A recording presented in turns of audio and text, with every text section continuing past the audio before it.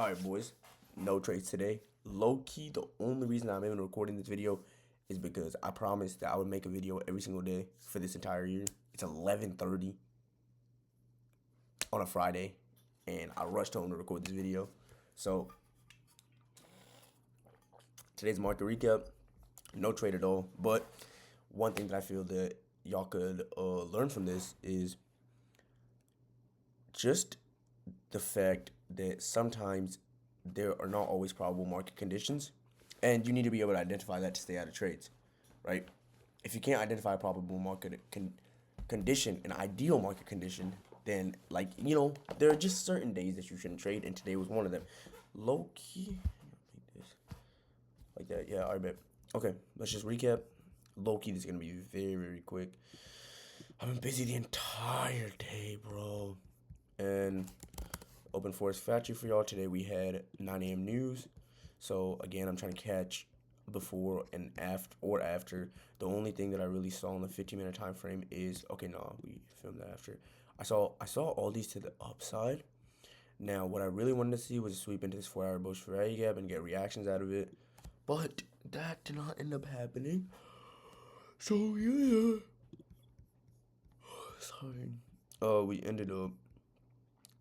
We had this 15-minute low on NQ, and this 15-minute low, I probably still have it marked on ES. Yeah, right there on ES, and basically we ended up sweeping it. I'm pretty sure. Wait, I think that we did. Yeah. We ended up sweeping it, which was like amazing, right? But guess what? We sweep it and we get a 323 take candle. So it's like there's no real entry point for me here. And like, what am I supposed to do, bro? Like, where am I supposed to enter on some shit like this?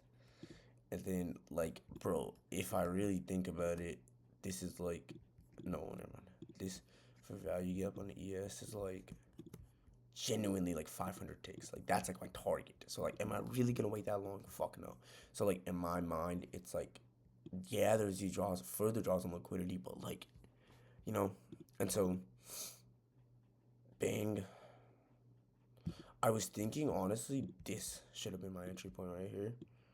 Targeting this 15-minute high would have been very, very ideal. I think this was like a 1-minute high right here that I could have set my break even at. Oh, what the fuck? Maybe I should have just targeted this. Yeah, 1 to 2. Low-key perfect risk. This was the trade that I really should have taken if I was smart. And honestly, this was like the most obvious play.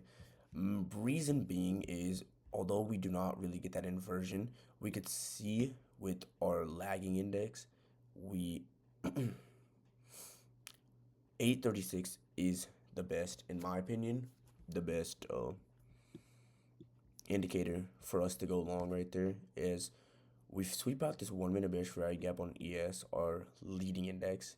We take out a high, we take out another high, and we get a reaction off of a 1-minute gap, which propels that there's probably further liquidity up there that we want to get rid of. So like 836, 835 is just perfect entries. So like, and we also get the same thing on NQ. So this, in my opinion, is just such a perfect entry. Snipe it, snipe the 1-minute high, call it a day. But that didn't end up happening. So after that, I'm just sitting around like, where's market gonna go now? If we get this inversion right here, I would really want to take it. And then we end up getting this break of structure. We refill here. Now this isn't the worst entry right here. Again, we're remarking this for value gap. We could probably run it to the top of this 1-hour gap, break even at the 15-minute high. But wait, never mind. I might be tweaking. There's a reason I didn't take this. Oh, yeah. Because while on NQ, it looks like we were refilling these gaps. On ES, we were sort of just like fucking around over here in this 1-minute zone. So it was like no like real clear like reaction, if that makes sense. Wait, maybe I'm an idiot.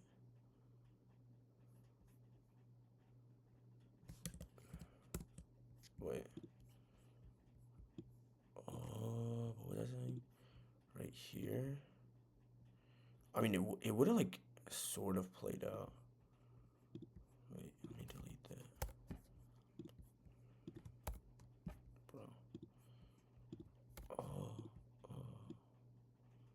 I mean, we would have really gotten our TP edged here. So it's like,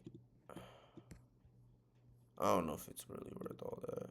And like, we would have gotten break even. And then we sort of get this inversion move right here. And then one thing I've noticed with these inversions out of higher time frames is that we're getting an inversion and then we're getting a reaction into a fair value gap. This has happened a lot in like the last week, right? And then we get that reaction. Honestly, this would have probably been the most ideal entry right here.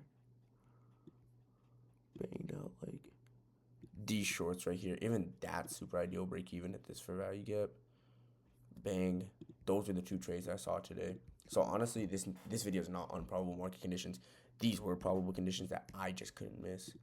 So, and then from there, it was just wraps. I don't see any entries. Even down here, like we just started messing around.